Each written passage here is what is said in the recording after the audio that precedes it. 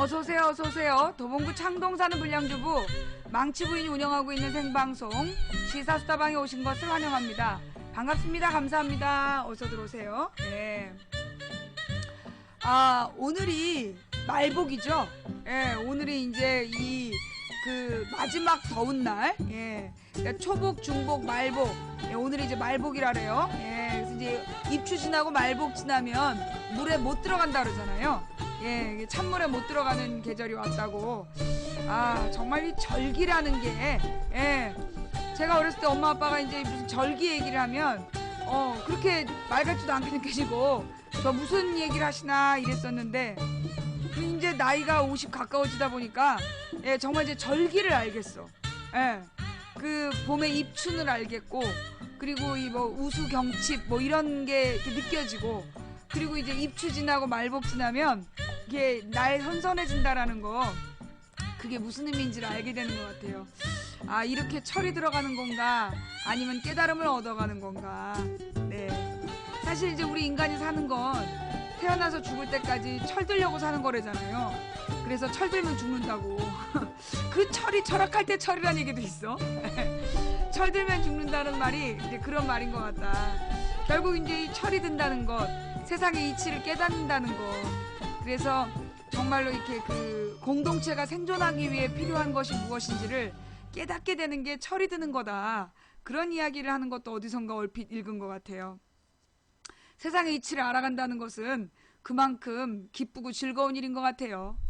오늘은 제가 다 읽어본 건 아닌데, 우리 시청자분 중에 한 분이 책을 한 권 보내셨어요. 그 이제 이 책을 보내셨는데, 누가 책을 보내겠다 그랬는데, 그 책을 보내시는 분들이 워낙 많기 때문에 한쪽 귀퉁이에 이렇게 그냥 던져놓고 못 열어봤어. 근데 오늘 아침에 진짜 구석책에 있는 그 책이 그 눈에 들어오는 거야. 이건 무슨 책이지? 그러면서 이게 포장지를 뜯었더니 이 책이 나왔어요. 그리고 이제 앞부분을 아침에 이렇게 읽다가 방송 준비하느라고 맨 첫 부분만 읽었는데, 이 6월의 아버지라는 책이 나왔어요. 알고 계셨나요? 예. 6월의 아버지 이래가지고 박종철 열사의 아버지 박정기 씨의 그 이야기, 이 박정기 씨의 인생에 대해서 쓴 글이에요. 송기혁이라는 작가님이 쓰셨는데, 이 송기혁님이 우리 방 시청자이신 것 같아요. 예. 그래가지고 이 6월의 아버지라는 책, 굉장히 뭐라 그러나 오래된 옛날 책처럼, 그러니까 그 소설책처럼 썼어요. 소설책처럼 옛날 소설을 보는 듯한 느낌으로 시작을 했는데, 굉장히 제 나이가 나이라서 그런지 몰라도 읽으면서 이렇게 이 앞부분에 이제 이 아버지의 일생이 이제 쭉 그려지고 있어요. 아직은 이제 박종철 태어나기 전에 아버지가 이제 그 전란기를 거쳐가는, 그러니까 이제 해방 공간에 그러니까 일제강점기 때 태어나서 전쟁을 맞이하고 이 과정이 쭉 나오는데, 정말 이렇게 한국 현대사를 한 개인이 어떻게 겪어갔는가, 그게 나오는 것 같아요. 그래서 현재까지 아주 앞부분 조금 읽었는데도, 굉장히 쉽게 읽혀지면서도, 뭐 이렇게 읽고 느낄 게 많은 그런 책인 것 같아요. 제가 다 읽고, 혹시 뭐가 문제가 있으면, 이거 읽지 마라 그러겠는데, 현재까지는 아주 읽을 만한 그런 책인 것 같아요. 예. 일단 한번 현재까지는 정말 읽을 만한 책이다라는 거. 자, 후원해주신 모든 분들께 감사드립니다. 여러분께 일단 뭐 다는 못 읽어드리겠고 서문만 한번 읽어드릴게요. 예. 전국 민족민주 유가족 협의회 가로 열고 유가협 회원들이 모두 앓는 병이 있다. 불면증이다. 자식을 잃은 지 20-30년이 지났어도 불면증을 안고 산다. 언젠가 나는 이소선, 전태일의 어머니와 배은심, 이한열의 어머니가 수면제를 반으로 쪼개 나눠 먹는 것을 본 적이 있다. 하나를 다 먹으면 너무 독해서란다. 세상에 수면제를 나눠 먹는 우정이 어디 있을까? 나도 아들이 떠난 뒤 약방에서 수면제를 사 먹었다. 그런데 더 잠이 오지 않았다. 그 뒤로는 수면제 대신 술을 마셨다. 종철이 엄마는 아직도 수면제를 먹고 있다. 애비의 마음으로 어찌 애미의 심정을 알 수 있겠는가. 다만 종철 엄마가 입버릇처럼 하는 말을 듣고 헤아릴 뿐이다. 죽지 못해 사는 기지. 내 나이 이제 88이다. 부산시 수도국에서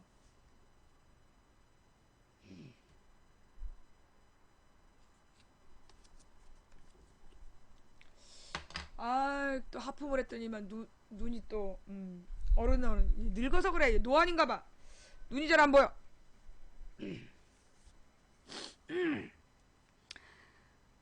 내 나이 이제 88이다. 부산시 수도국에서 36년을 일하고 정년 퇴임을 앞둔 1987년 나는 아들을 잃었다. 그땐 60살이었다. 이제와 삶을 돌이켜보니 회한이 없을 수 없다. 맨 먼저 떠오르는 건 내 아들 철이다. 철이는 아직 세상을 떠나지 않았다. 이소선 어머니도 배은심 어머니도 전태일을 이한열을 떠나 보낸 적이 없다고 말한다. 육아협 회원들도 다 그렇게 말한다. 나는 1987년부터 육아협에서 활동했다. 육아협 회원들은 분신해서 죽고 투신해서 죽고 음독으로 죽고 고문으로 죽고 의문사로 죽은 자식들을 끌어안고 사는 부모들이다. 이들은 꿈에서라도 자식이 나타나기를 지금도 기다리고 있다. 나도 꿈속에서 철이를 만날 때가 가장 행복한 순간이다. 1987년 이전 나는 사회에 관심이 많은 눈이 잘 안 보이네. 노안이라 이래 노안.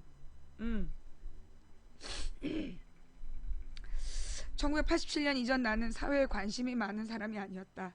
우리 또래들이 그렇듯 유교 교육을 받고 자랐다. 공무원 신분이었기 때문에 몸가짐이 더 조심스러웠다. 내 가족의 평안함이 우선이었다. 나는 18배 어머니와 여동생을 동시에 잃은 뒤 가족에 대한 애착이 컸다. 그런데 철이가 고문으로 내 곁을 떠난 뒤 세상은 달리 다가왔고 달리 보였다. 처음엔 왜 하필이면 내냐? 왜 하필이면 내한테 불행이 닥쳐오나? 하는 심정이었다. 이게 나의 운명이라 생각했다. 운명으로 받아들였다. 아들은 나에게 새로운 세상으로 건너가는 다리를 놓아주었다. 나는 고문 없는 세상, 민주주의와 인권이 살아있는 세상을 만드는데 일평생을 바쳐야겠다고 다짐했다. 나는 우리나라의 인권 상황이 나아지는 것을 볼 때가 제일 좋다. 아들의 죽음은 국민들의 항쟁을 불러일으켰다. 종철이 추도식 때 거리에서 시위가 벌어졌다. 그때 시민들이 들고 있는 펼친막의 글귀를 보고 나는 멍하니 그 자리에 멈춰섰다. 임진강에서 철의 유해를 뿌릴 때 내가 했던 말이 적혀 있었다. 철아, 잘 가그레이. 이 아버지는 아무 할 말이 없대이. 그 순간 6월의 거리에 서서 하염없이 울었다. 나는 그날 늙은 투사의 심정으로 거리에서 싸웠다. 육아협의 어머니 아버지들도 모두 늦깎이 투사들이었다. 몇 해 전 여러 차례에 걸쳐 희망버스를 타고 부산의 한진중공업으로 향했다. 처음 희망버스를 탔을 때는 제7회 박종철 인권상 상패를 김진숙에게 전달하기 위해서였다. 1987년 박종철을 기억하며 전국에서 시민들이 거리로 쏟아져 나왔듯 희망버스를 타고 시민들이 부산으로 달려갔다. 김진숙을 타워 크레인에서 내려오게 한 것은 그 물결이었다. 이제와 지난 이야기를 꺼낸 것은 그 시절의 저항과 연대의 이야기를 다음 세대에게 들려주는 게 내 인생의 남은 몫이기 때문이다. 역사는 몇 명이 죽었고 누가 어떻게 죽었는지에 대해 글로 기록하지만 나와 당신 그리고 우리는 그것을 가슴에 담았으면 한다. 나는 민주화운동의 여정에서 몸과 마음이 지치면 아들의 영정이 머무는 부산 성전함을 찾았다. 성전함에 가면 불경을 읽고 부처 앞에 엎드려 절하며 삶을 돌이켜보곤 했다. 그곳에서 읽은 부처가 남긴 말 중 특히 이 구절을 좋아했다. 그러나 저는 이미 세상의 모든 욕망을 버리고 출가한 몸입니다. 늙고 병들고 죽는 괴로움에서 벗어나 내 자신과 이웃을 구하기 위해서입니다. 내 자신도 이웃도 구하지 못하고 88패를 살았지만 내가 구하려 한 것은 이 땅의 민주주의와 인권이었다. 나는 아직도 철이가 죽음과 맞바꾸면서까지 지키려 했던 것이 무엇인지 생각한다. 그것은 한 인간의 사랑일 것이다. 그 사랑은 무엇일까? 23살의 철이는 세상의 한가운데에서 무엇을 꿈꾸었을까?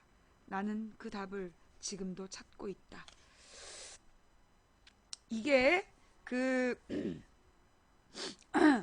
박종철 군의 아버지의 일대기를 그린 아버지의 인생을 이야기한 박종철이 남긴 질문 박정기가 답한 인생 6월의 아버지라는 송기혁 작가의 책 서문이었습니다. 내가 늙어가지고 눈물이 너무 많아. 그지? 내가 나이가 들면 눈물이 많아져. 별것도 아닌 일에 이렇게 눈물이 나. 아이고, 우리 저기 중계방에 만들어졌네요. 일단 현재까지는 읽을만 했어. 계속 읽어보고 문제가 생기지 않는 한 여러분들께 권해드리고 싶은 책 목록에 올라갔습니다.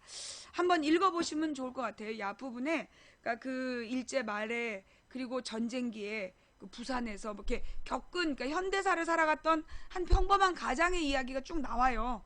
네, 그래서 아직은 이제 아직 박종철이 나오기도 전인데 그 인생 자체가 짠하게 다가오는 그런 책이에요. 자, 그래서 오늘 인트로는 한 아버지의 이야기를 시작하면서 너무 또 분위기가 다운됐어. 분위기가 너무 다운됐기 때문에 조금 분위기를 업 시키고 갈게요. 업이 될까?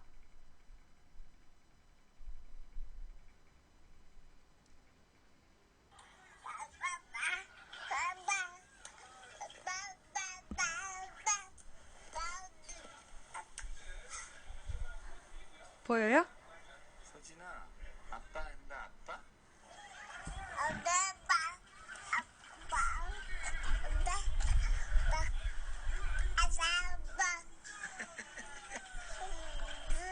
아빠?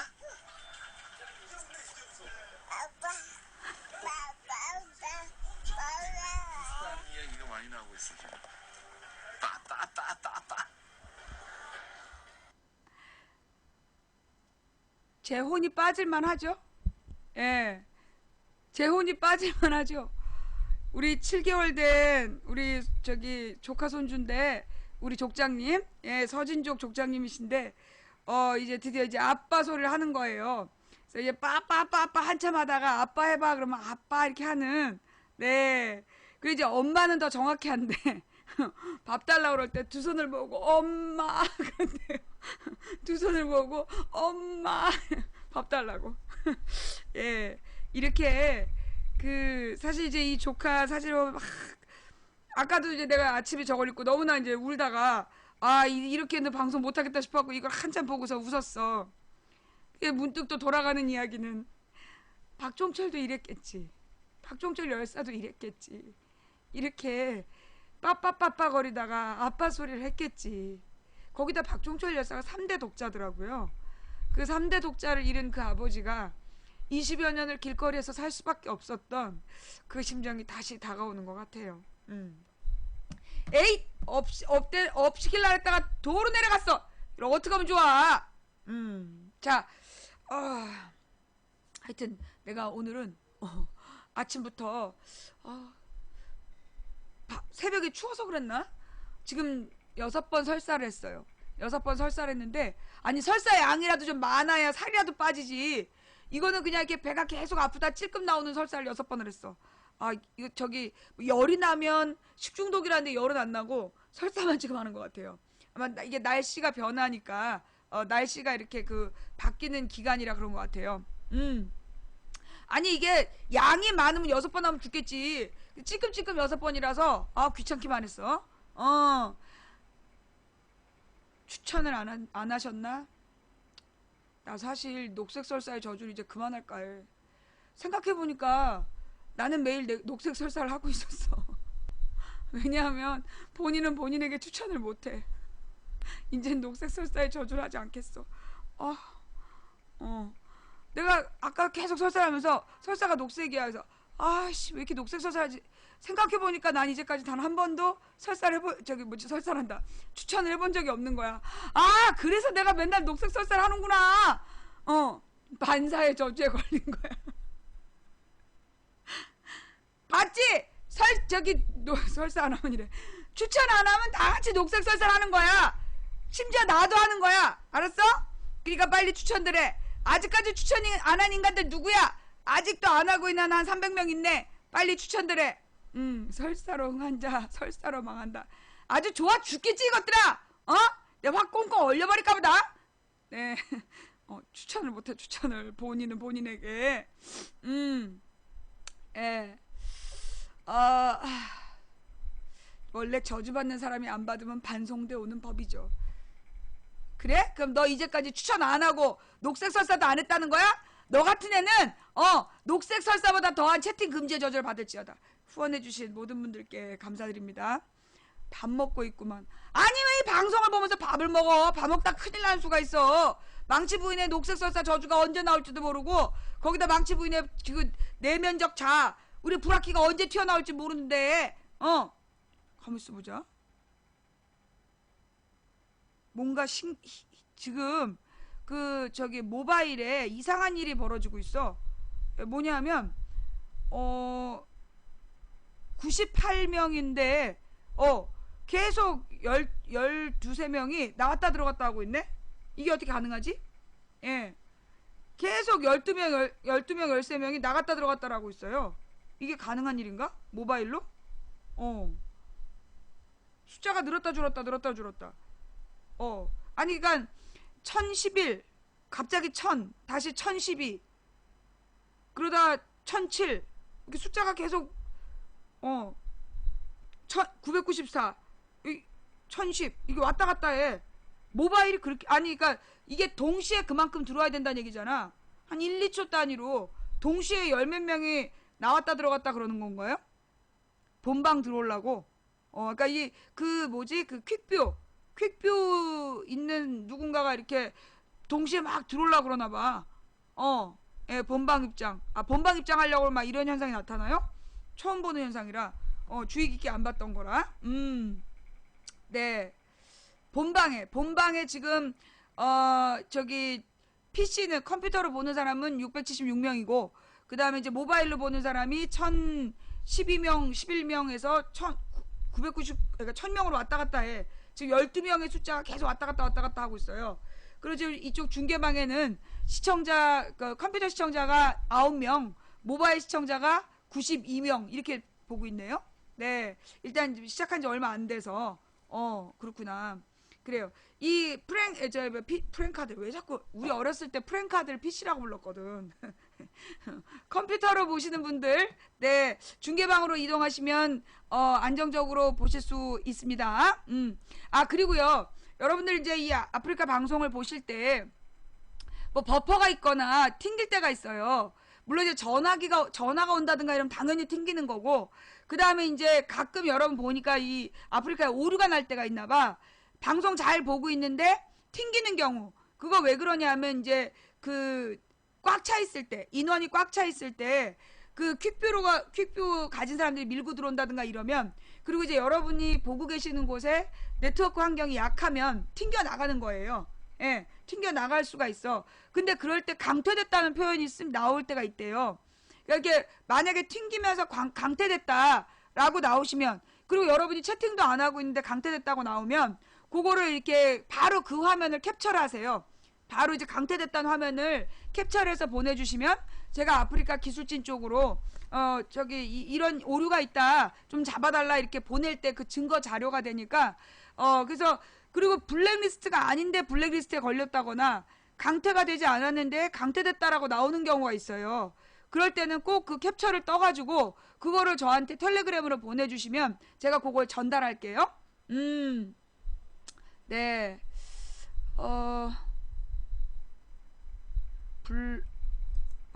값봐. 그 다음에 또 뭐라 했지? 통화 중에 나가는 거 아닌가요? 아니 지금 12명이 동시에 왔다 갔다 하니까 그게 좀 신기하다 이거지.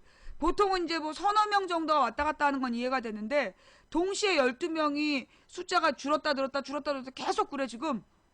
그게 똑깍똑깍 하듯이 그게 좀 이상하다 이거지. 같은 숫자가 계속 나갔다 들어왔다 하니까 그게 조금 이상해서 물어본 거였고요. 자, 일단 급한 이야기 먼저 할게요. 여러분 그 아직 암살 안 보신 분 있으면 빨리 보셔야 될 것 같아요. 이게 지금 암살이 언론에서 하나도 다뤄주지도 않고 홍보도 안 해주는데 가령 그 베테랑인가? 그거는 뭐 저기 뭐 한 주 만에 200만 이러면서 막 뉴스 기사로 다뤄주잖아. 그런데 이 저기 암살은 몇만이 들었는지 알려주질 않아, 기사에서. 그렇잖아요. 예. 그래갖고 암살이 나는 1000만 가까이 된지 몰랐어. 지금 이제 970만이 봤대. 그랬더니만 이제 이번에는 표절 시비가 붙었어.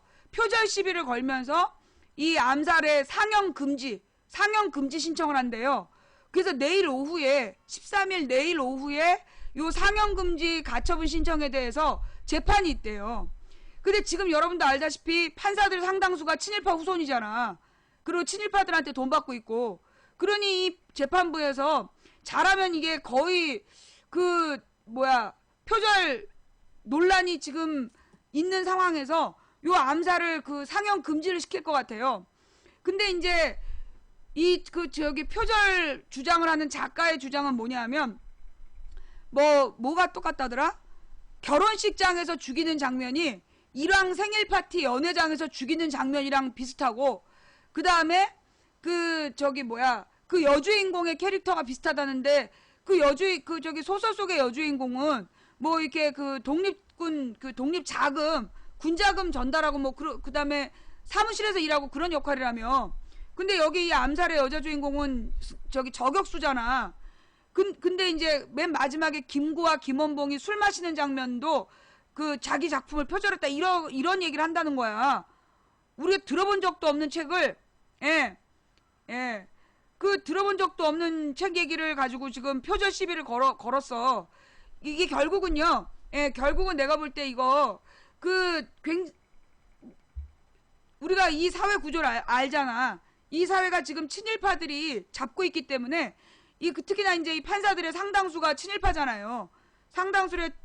판사들의 지금 상당수, 거의 3분의 2 가까이가 친일 사관을 가지고 있는 사람들이기 때문에, 이번에 이 암살 상영금지 가처분 신청이 받아들여질 것 같아. 이게 아무리 자기네들이 숨기려고 그래도 아무도 홍보해주지 않았는데 국민 1000만이 본 거 아니야. 970만이 봤대. 지금 970만이 본 영화를 어떻게든지 내리고 싶은 거 아니야. 어떻게든지 내리려고 지금 방해를 하는 거라서요. 오늘 내일 중에 빨리 봐야 돼. 오늘 내일 중에 암살 빨리빨리 보자. 예, 그런 운동을 지금 해야 될 것 같아요. 예. 정말 이제 이게 암살이 1000만 명 볼까봐 얘네들이 이제 사실 굉장히 1000만이라는 숫자가 굉장히 상징적 숫자잖아. 그러니까 이제 이 암살을 누가 이제 30만 명만 더 보면 1000만이 보니까 어떻게든지 1000만 보기 전에 이제 문 닫게 하려고 그러는 것 같아요. 그러니까 베테랑은 엄청 띄우잖아. 베테랑은 그냥 계속해서 베테랑 얘기야. 모든 언론에서 특히 연합뉴스 이런 데서 계속 베테랑 띄워주고 있어. 종편도 그렇고. 베테랑은 엄청 띄워주면서 암살은 보도를 잘 안 해. 근데 이 암살이 사실 그렇잖아요. 옛날에 왕의 남자 이런 거는 매일매일 몇만이 봤다 그렇게 체크를 해줬어. 근데 이 암살은 700만 넘었다라는 얘기까지 600만 넘었다는 얘기는 들었고 지금 1000만 가까이 본지 몰랐어. 그들이 안 보는 줄 알았다니까. 근데 알고 보니까 지금 벌써 1000만이 내일 모레, 그러니까 거의 1000만 가까이 본 거야. 970만. 그러니까 이제 이 970만 정도에서 1000만 못 찍게 하려고. 왜냐면 1000만 명이 넘어간 영화는 계속 이름이 남아있단 말이야. 계속 거론되고 이름이 남아있고 이러니까 어떻게든지 이 암살이 1000만 명 못 넘게 하려고 아주 그냥 작정들을 한 것 같아요. 예.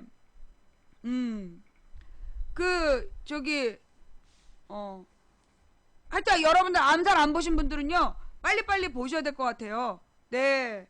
이게 이제 이 암살이 친일파와 일본 장교를 암살한다는 내용이거든.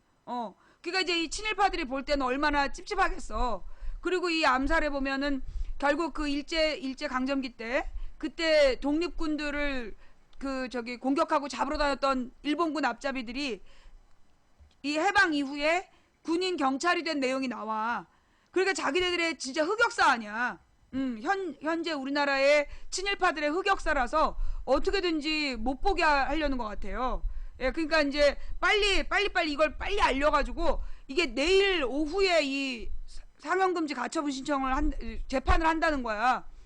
그 판사가 웬만큼 지금 우리나라 사법부에서 정상적인 판사가 3분의 1 정도밖에 안 돼요. 왜냐하면 지금 판사를 계속해서 그 박근혜 정부나 이명박 정부에 동의하는 사람만 판사를 뽑고 있거든. 그래갖고 지금 판사들이 3분의 1 정도만 정상이야. 3분의 2는 친일파란 말이야. 그러니까 이 상영금지 가처분 신청이 받아들여질 가능성이 커요. 지네들의 흑역사니까.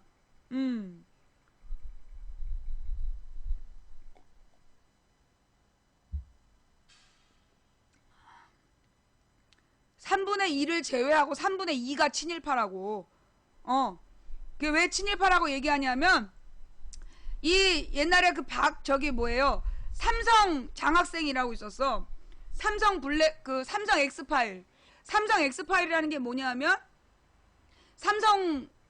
삼성가에서 우리나라의 법조계, 그래서 판사나 검사들한테 용돈을 주면서 관리해온 인맥이 있는 거야. 근데 굉장히 많았던 거야. 고위 공직자뿐만이 아니라 판검사들을 썩게 만든 거예요. 이 삼성에서. 그래서 판검사들한테 뇌물 주고 그 사람들을 지원해주면서 자기 인맥으로 만든 거야.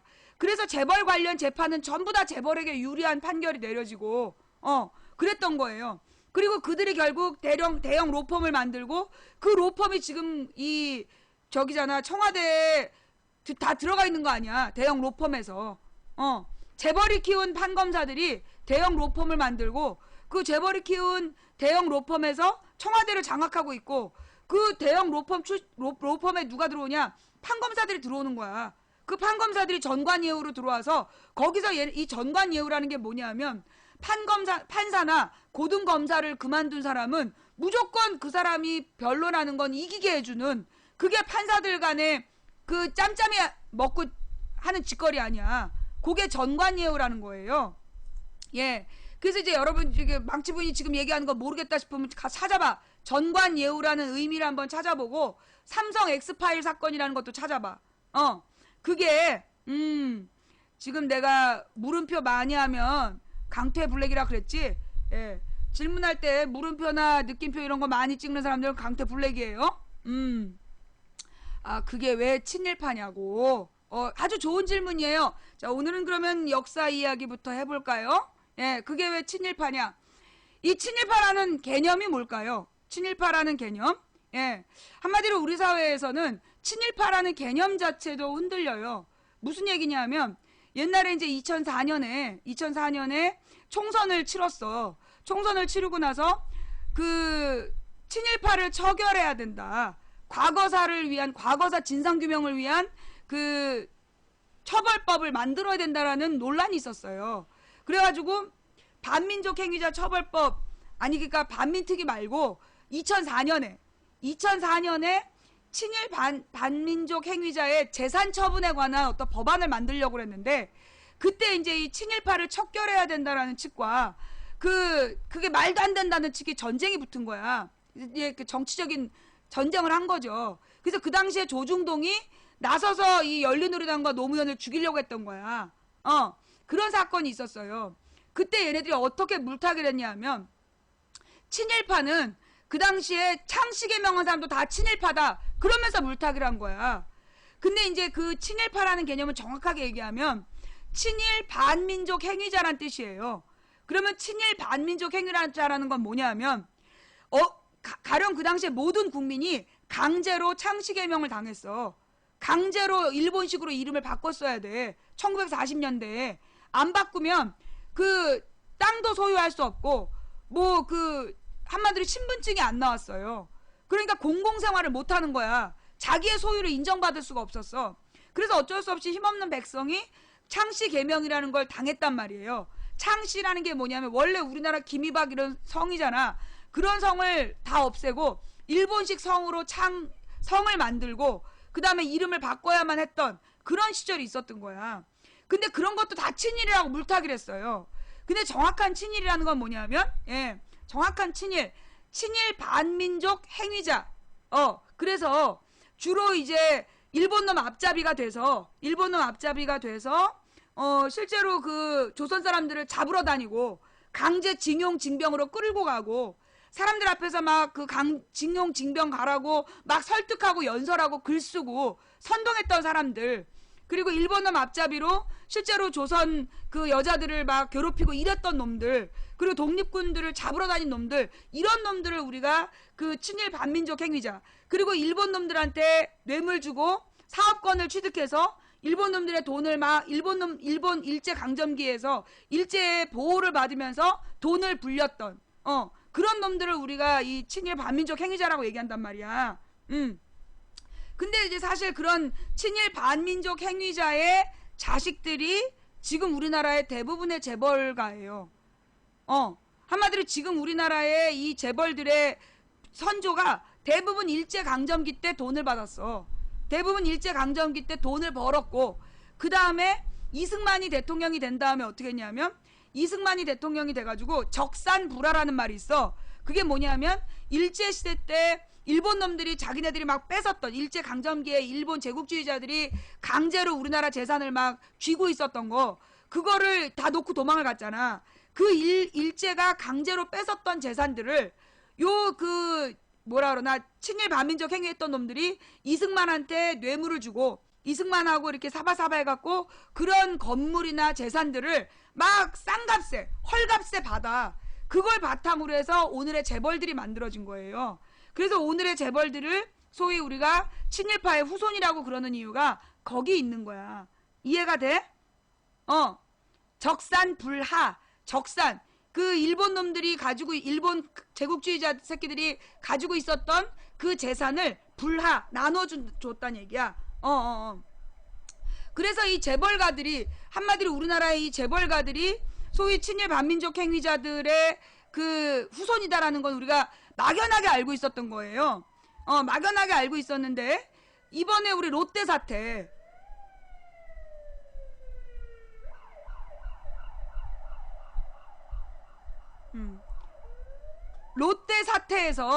롯데 사태에서 실제로 우리 재벌의 정말 그 민낯이 다 드러난 거 아니야.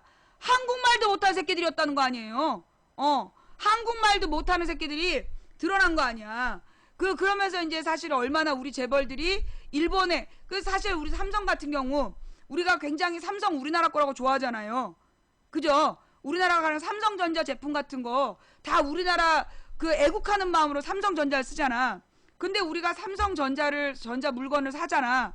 그러면 삼성전자 물건은 30-40% 이상이 일본에 원천 기술료를 내고 있어요. 로열티. 그거 알죠? 우리나라에서 지금 삼성전자에서 그 만드는 가전 제품들이나 이런 것들에 상당히 원천 기술이 일본에서 온 거야. 예. 그래서 일본에다가 로열티 주고 그 물건을 만든 거야. 예. 그거 몰랐어요? 예. 굉장히 많아요, 그 비율이. 지금은 어떤지 모르겠어. 지금은 이제 스마트폰 시대이고 2010년 이후에는 좀 더 다시 계산을 해봐야 되겠지만 2010년 이전에는 그 그러니까 우리나라의 전자제품이라는 게 다 분리되어 있었잖아. 냉장고, 뭐 비디오, 텔레비전 이렇게 다 분리되어 있었잖아요. 그럴 때 그런 뭐 냉장고, 텔레비전, 뭐 그 비디오 카메라 이런 것들이 핵심 기술은 전부 다 일본 기술이었어. 전부 다 일본 기술이었고, 그래서 그 당시에 그 물건을 만들 때 그 물건의 40% 가까이, 33%가 일본의 로열티로 지불된다.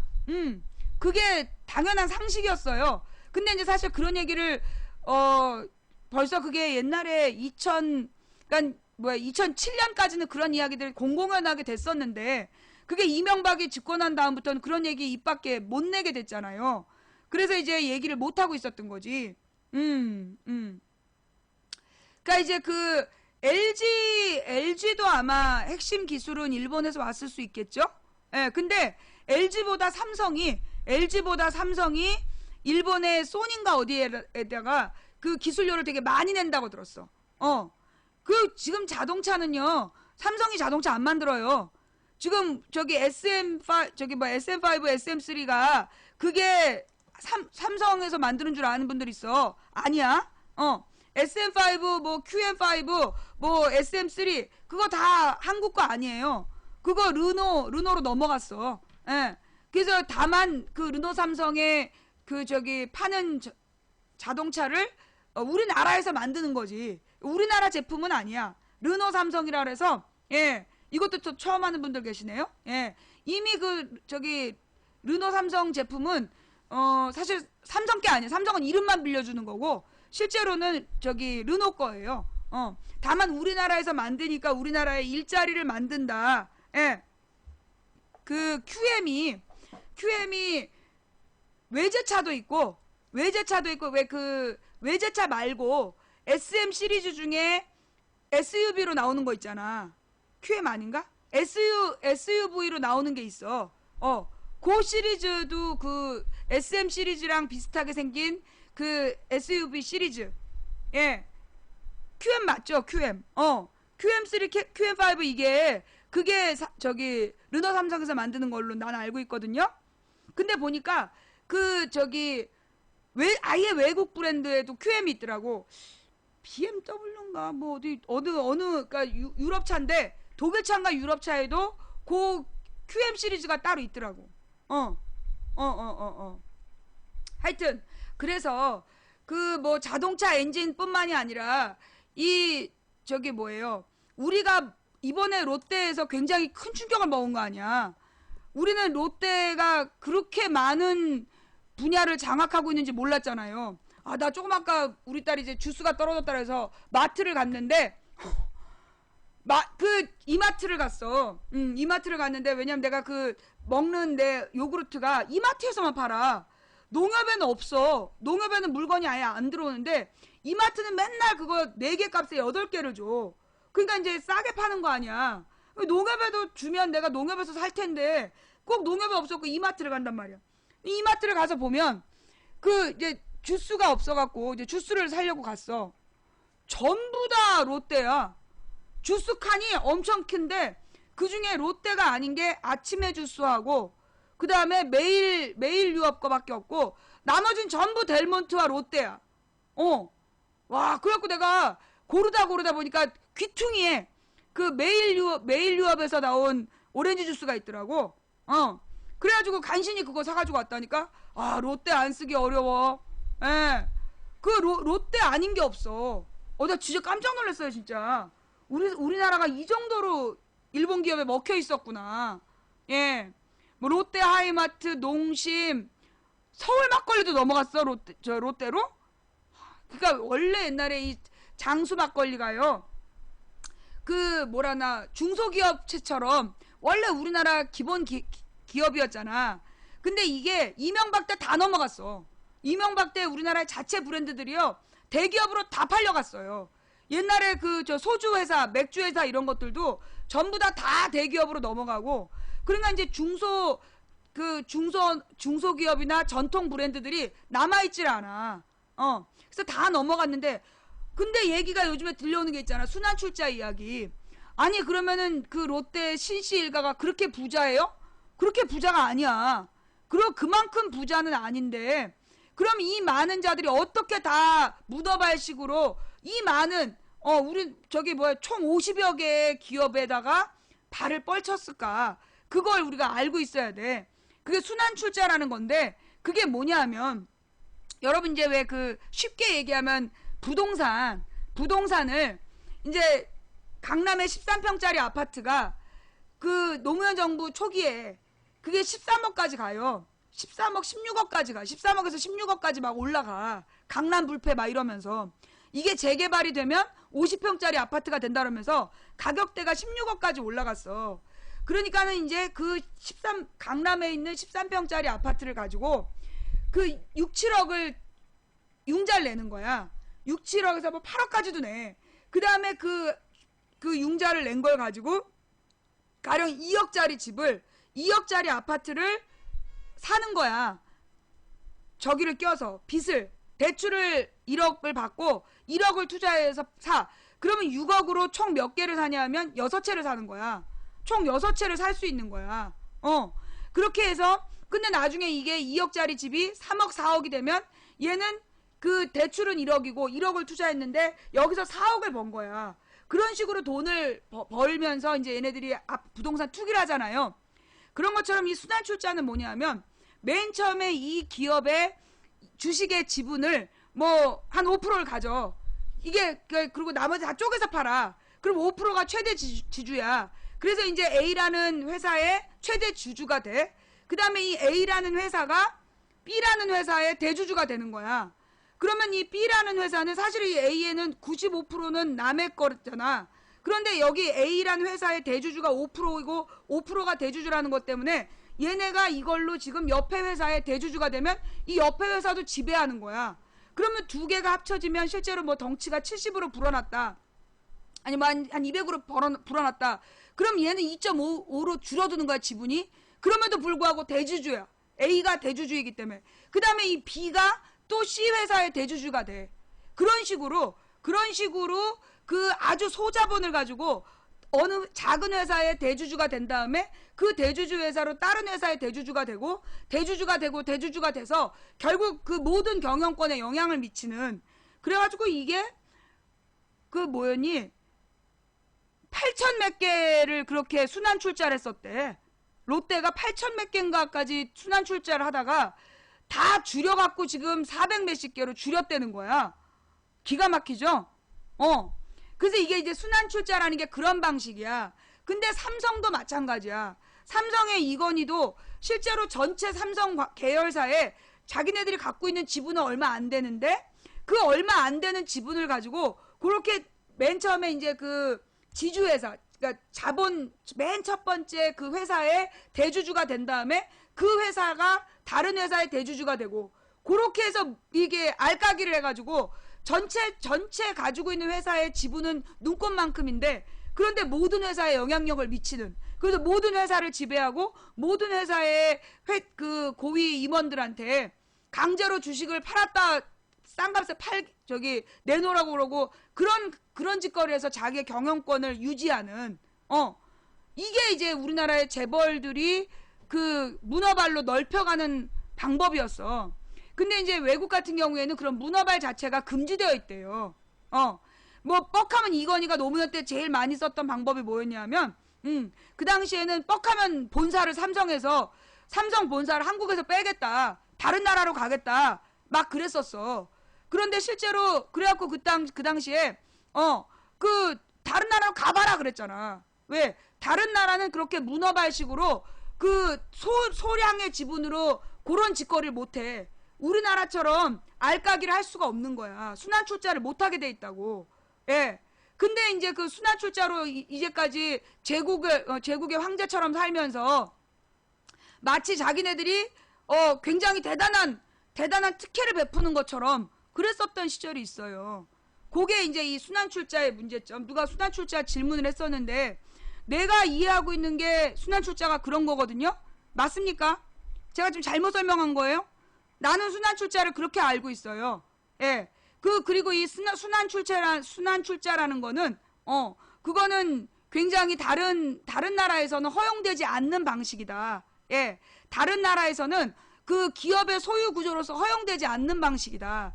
오로지 우리나라에서만 요게 그 박정희, 전두환, 노태우, 김영삼, 김대중, 노무현, 이명박, 박근혜 요 과정에서 대기업이 성장해 오면서 그런 방식으로 그 영향력을 넓혀가서 그놈들이 지금 우리나라의 거의 대부분의 모든 그 매출을 나눠 먹는 거 아니야. 그러면서 실제로 그들의 매출은 엄청 높은데 실제로 그럼 그 매출에 있어서 이유는 모두 쪽쪽 빨아갖고 최고의 경영자들 지네들이 다 먹어버려. 지네들이 다 먹고 대주주가 다 먹어.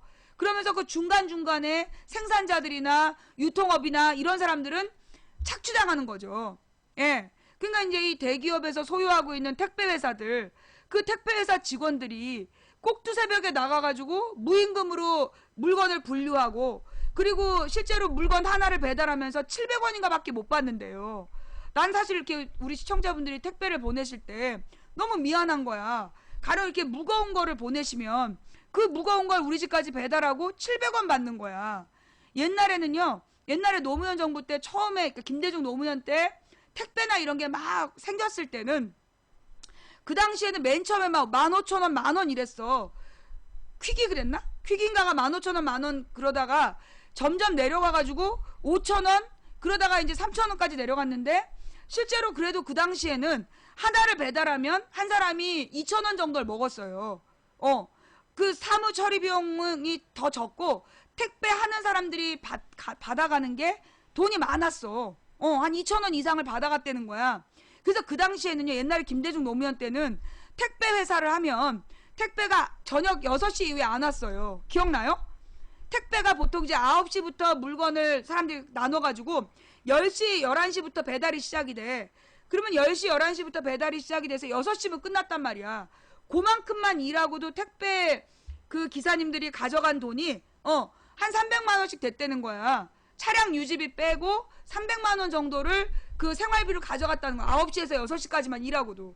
그런데 이명박이 되면서 어떤 일이 발생하냐면 그때 이제 그 대기업에서 이 유통 택배업에 뛰어들어. 뭐 한진택배, 뭐 대한택배 뭐 이런 애들 큰 택배 회사가 뛰어들면서 소위 어떻게 했냐면 가격을 낮춘 거야. 원래 3,500원, 3,800원 했던 거를 가격을 3,500원으로 낮춰. 그럼 3,800원짜리 작은 택배 회사들 다 죽어. 그 다음에 3,500원으로 낮추고 살아남은 사람한테는 3,000원으로 낮춰서 죽이는 거야. 그래서 군소 택배업체들 다 죽였어. 그래갖고 이제 3,000원으로 대한통은 이 3,000원으로 택배비를 받아.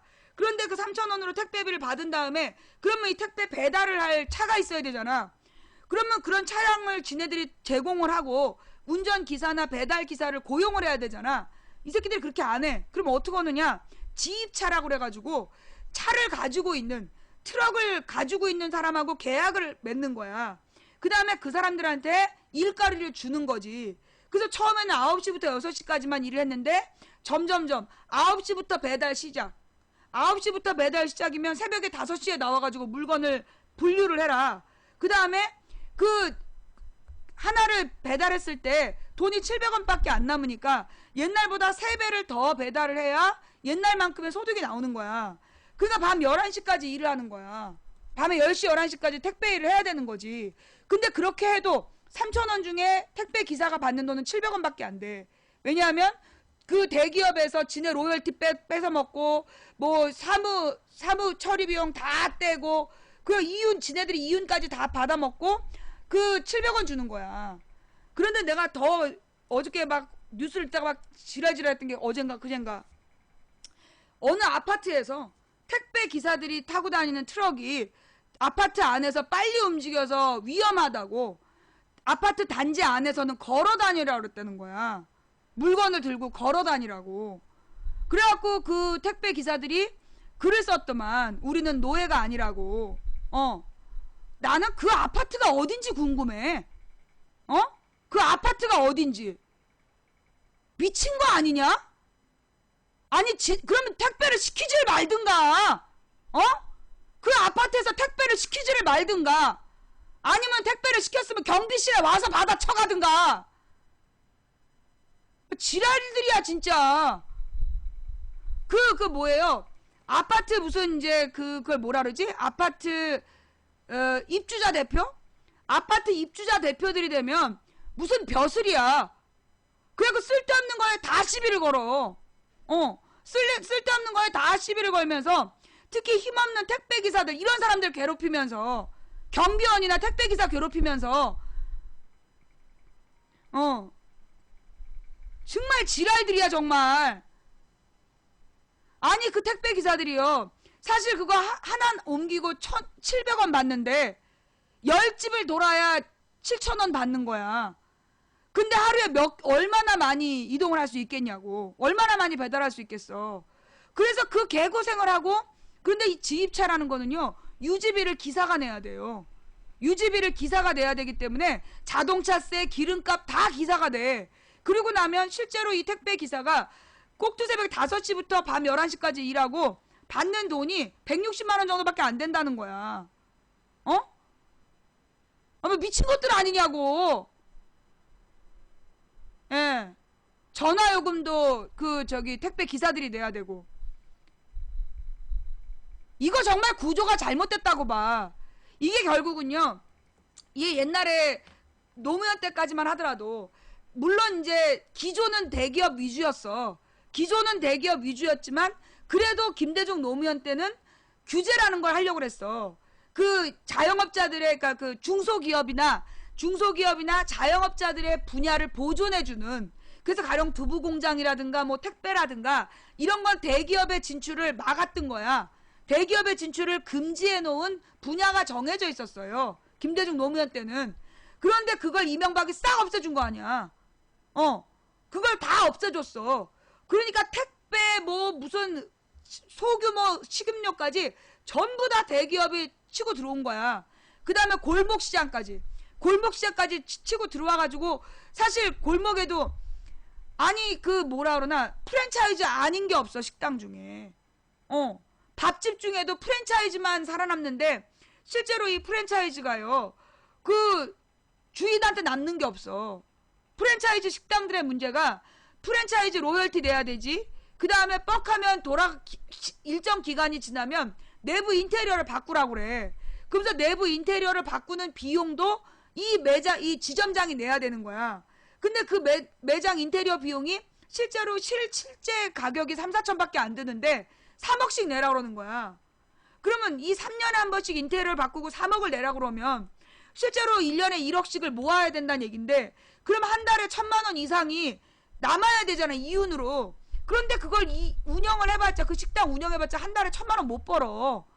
한 달에 1,000만 원을 못 버는 거야. 그런데 3년에 한 번씩 인테리어를 바꾸면서 3억을 내라 그러는 거예요.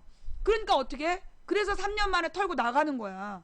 그래서 그 뭐라 그러나 퇴직금 같은 거 프랜차이즈 업체에다가 프랜차이즈 하나 해보겠다. 그러면서 퇴직금 전부 다 몰아놓고 했다가 3년 만에 전 재산 털리고 나가는 거야. 퇴직금 털리고 나가고. 그래서 이 프랜차이즈가 참 나쁜 체제예요. 그러니까 어떻게 보면 이 그 프랜차이즈 이용하지 않기 운동도 어쩌면 해야 돼. 그리고 그래서 사실은 진짜 우리 사회에 필요한 게 뭐냐면 조합운동이라는 거야. 소비자 조합. 그래서 이 소비자가 뭐라 그러나 이 소비자들이 이런 중소기업을 살리기 운동, 중소기업 제품, 그 다음에 전통 브랜드, 그 다음에 골목시장 이런 걸 지켜주려는 노력들을 해야 돼. 그래야 이 우리 경제가 살아남는다고. 근데 지금 같은 경우에는 완전히 대기업이 다 장악을 해가지고 실제로 서민들은 다 망하는 거야. 이 서민들이 망하고 나면 문제가 뭐냐? 이 사회적인 안전망이 무너지는 거예요. 사회 안전망이 무너지는 거야. 평생 열심히 노력해 왔는데 가령 이제 어저께도 이제 우리 아는 사람이 이제 어떤 젊은이가 자살을 할까봐 막 걱정을 하는 거야. 왜 그러냐 했더니 오랫동안 알고 있었던 학생인데 이 아이가 정말 열심히 노력해가지고 이제 어느 큰 병원에 이제 들어간 거야. 의료인으로. 그러니까 간호사로 들어간 거야. 일이 너무 고되고 월급은 제대로 안 주고 그러니까 얘가 과로를 해갖고 거길 나온 거야. 나와서 작은 병원을 들어갔는데 그 작은 병원은 작은 병원대로 너무 괴롭히는 거야. 그리고 그 병원 자체가 또 문제도 많고. 그러니까 이 아이가 얼마나 노력해서 공부했으면 그런 큰 병원의 간호사가 됐겠어. 그렇게 열심히 고생을 해가지고 큰 병원에 들어갔는데 그 임금은 적고 거기다가 계약직이고 그러면서 이 계약직 의료인으로 돌면서 너무나 이렇게 생활이 안 좋은 거야. 그러니까 자기는 굉장히 쓸모없는 인간이구나라는 생각을 해가지고 이 아이가 막 자살할 결심을 했다는 거야. 그러니까 그걸 듣고 들은 사람이 너무나 걱정이 돼갖고 그 부모를 찾으러 다니면서 그 애가 위험하다고 그걸 또 내가 어저께 봤잖아. 근데 이제 요즘에 그런 사람들이 되게 많아요. 그러니까 실제로 특히 이 의료 계약직 그러니까 이제 우리 학생들을 부모들이 간호학과를 간다든가 보건학과를 간다 그러면 얘는 이제 앞으로 간호사 돼서 먹고 사는 건 걱정 없겠구나 이런 생각을 했잖아. 그런데 요즘에 병원들이 전부 다 정식 직원으로 뽑는 게 아니라 전부 계약직으로 뽑는다고. 계약직으로 뽑아가지고 몸이 안 좋다거나 휴가를 낸다든가 이러면 근데 이 병원 업무가요 사실 진짜 막노동이야. 왜냐하면 그 아픈 환자들을 소수의 인원이 굉장히 오랜 시간 돌봐야 돼. 그러니까 간호사들 보면 옷도 제대로 못 갈아입는단 말이야. 근데 이 사람들이 대부분이 계약직이기 때문에 월급도 적어. 월급도 적은 데다가 3교대로 돌아가다 보니까 뭐라 그러나 야간 이렇게 근무하고 이러면 생체 리듬이 깨져가지고 간호사들이 이 뭐라 그러나 월경이 되게 주기적이지 않고 건강이 다 나빠진단 말이야. 그런 일들을 계약직으로 쓰는 거야. 계약직으로.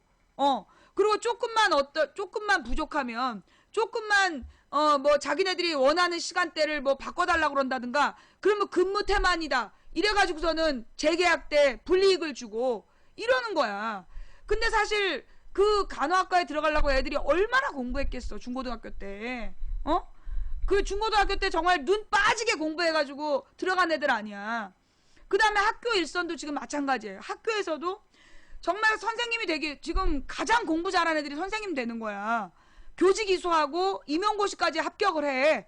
그런데 임용고시까지 합격한 애들을 정규직 교사로 뽑질 않는 거야. 비정규직 교사로 쓰는 거야. 그래서 조금만 올바른 얘기하고 사회 공부를 제대로 가르치면 잘리는 거야. 그래갖고 지금 일선 학교의 사회교사들이 정상적인 사람들이 남아있질 않은 거예요. 문제는 그러다 보니까 요 몇 년 전에 우리 동네 학교에 한 선생님이 수업 시간에 난동을 피운 거야. 어떤 여자 선생님이 막 애들을 두들겨 패면서 난동을 피웠어. 애들한테 막 소리를 지르면서 막 다 때려부시고 막 그런 거야. 미친 거야. 미친 이유가 뭐냐? 평생 정말 선생님 되려고 노력을 해갖고 중고등학교 때부터 놀지 않고 노력해서 항상 공부 잘하고 그래서 임용고사까지 붙었는데 그래서 교사 자격증을 다 땄는데 정규직이 아니라 비정규직으로 몇 년을 일을 해야 되는 거야. 그러니까 거기서 얘가 그 충격과 스트레스를 견디질 못해갖고 미쳐버렸다는 거야. 근데 지금 젊은 애들 그런 애 많대. 예. 지금 그런 젊은 애들이 젊은 친구들 중에 정말 시키는 대로 가만히 있으라 그러면 가만히 있고 공부하라 그러면 공부만 하고 연애하지 마라 연애도 안 하고 시키는 대로 모범생으로 살아서 정말로 직업 같은 직업을 얻으려고 갔는데 다 비정규직이야. 그래가지고 그 분노 그걸 참지를 못해갖고 미쳐버리는 거야. 이렇게 참혹한 상황이 된 거예요. 그냥 자살해? 그래. 네가 한번 모범을 보여봐. 이게 지금 이 비정규직을 합법화한 이 제도, 이 비정규직을 합법화한 제도가 언제 만들어진 거냐면 저기 때 만들어진 거야. 김영삼 때. 김영삼 마지막 때 노동법을 개혁을 해요. 원래 우리나라 법에는 함부로 노동자를 해고할 수가 없었어. 원래 우리나라 법에는 노동자를 이유 없이 해고할 수가 없었던 거야. 그래갖고 이 김영삼이 IMF를 불러들인 다음에 그런 다음에 김영삼 마지막 시간에 마지막 한두 달 남겨놓고 마지막 달인가 하여튼 노동법을 국회에서 날치기로 통과를 해버려. 그게 뭐냐면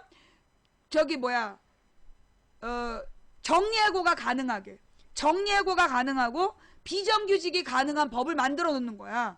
김영삼 때 그걸 만들어 놓고 나간 거예요. 그런데 많은 사람들이 비정규직을 김대중이 만든 줄 알아. 김대중 때 비정규직이 생겼다고 막 욕을 하더라고. 그 무식해서 그래. 원래 그 비정규직 법안을 김영삼 정부 마지막에 통과시킨 거야. 그래서 그리고 김대중 정부는 그 법대로 통치를 해야 되는 상황이었지. 거기다 IMF에서 중소기업을 전부 다 도산시켜버렸지. 그래서 국민 전체가 실업당하는 그런 사태가 발생했던 거였거든. 그래서 비정규직이 나와. 근데 이제 김대중 정부 때는 어떻게든지 IMF를 탈출하는 게 목적이었잖아요. 그래서 IMF를 탈출하기 위해서 그 금모으기 같은 걸 해가지고 그 단기간 안에 달러를 만들어서 IMF 빚을 갚아버렸단 말이야. 그래서 IMF가 더 이상 우리나라 구조조정을 주장하지 못하고 나가게 돼. 그 다음에 이제 복구하는 게 3년이 걸려. 그래서 이 김영삼 이전으로, 그러니까 IMF 이전으로 김대중 대통령이 만들어 놓고 김영삼이 우리나라 그 1인당 국민소득 $10,000 됐다고 OECD 가입한다고 지랄 연병을 떨고 그러면서 달러 막 돌리다가 외국에서 야 너 이거 갚아 그랬는데 그때 빌릴 돈이 없어가지고 IMF에서 아무 생각 없이 돈 빌려다가 낸 거야. 그런데 IMF에서 정말 빌리는 거지. 그래서 딱 빌렸는데 이게 IMF가 국제사채업자야. 이것들이 자기네 달러를 빌려주면 우리나라 경제정책 전체를 자기네들이 담보로 받는 거야. 그래서 우리나라 중소기업들을 다 죽여. 다 죽이고 그 대기업의 지분만 알짜배기 금융 지분이라든가 이런 것들을 지네가 먹고 그 중소기업에서 일자리를 많이 창출했던 그런 일자리들은 싹 없애버리고 그래서 재기불능의 상태로 만들어버린 거야 IMF가. 그래서 원래 IMF 체제로 들어갔던 나라 중에 회복하는 나라가 없는 거예요. 그 IMF가 한번 휩쓸고 지나가면 그 나라는 망하는 거야. 다시 재기한 나라가 없는 거야. 유일하게 재기한 게 우리나라였어요. 그래서 그 IMF 총재가 자기 자서전에다가 김대중을 쓴 거야. 김대중에 대해서 자기 그 뭐라나 자영업 그 뭐라 그래 자서전 자기 자서전에 이 그 IMF 체제를 이렇게 빨리 극복한 사례는 역사상 없었다. 이게 김대중의 그 선명한 경제 리더십 덕분이었다라고 그걸 갖다가 기록을 해놓은 거예요. 그런데 우리나라는 그 얘기에 대해서 우리나라 언론이 보도했어 안 했어? 안 했어. 그래서 나중에 알았어. 나중에 노무현 정부 끝나고 나서 알았어요.